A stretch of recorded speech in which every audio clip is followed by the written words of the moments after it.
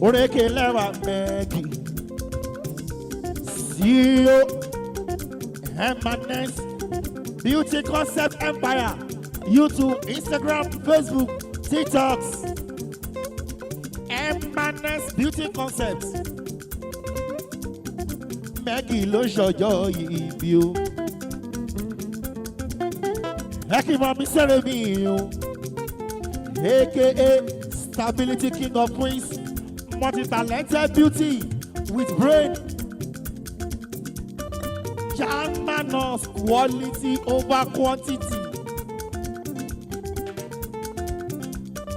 Ṣáma gbádùn ní tiẹ̀. Maggie kọ́ máa yọnu sí ẹ̀.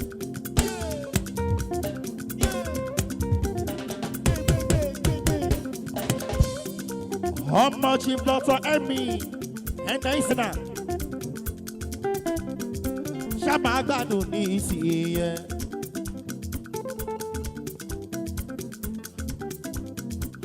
Ọmọ mi iye ẹ̀ka ìsìnà ẹ bá mi kí Maggie mi o. Òrékè lẹ́wà máa wọlé o.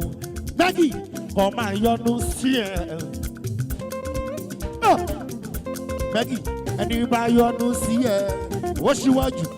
Ìyọ́nú Ọlọ́run ọba, ìyọ́nú Ọlọ́run ọba, ìyọ́nú Ọlọ́run ọba, ìyọ́nú Ọlọ́run ọba òun ló parí.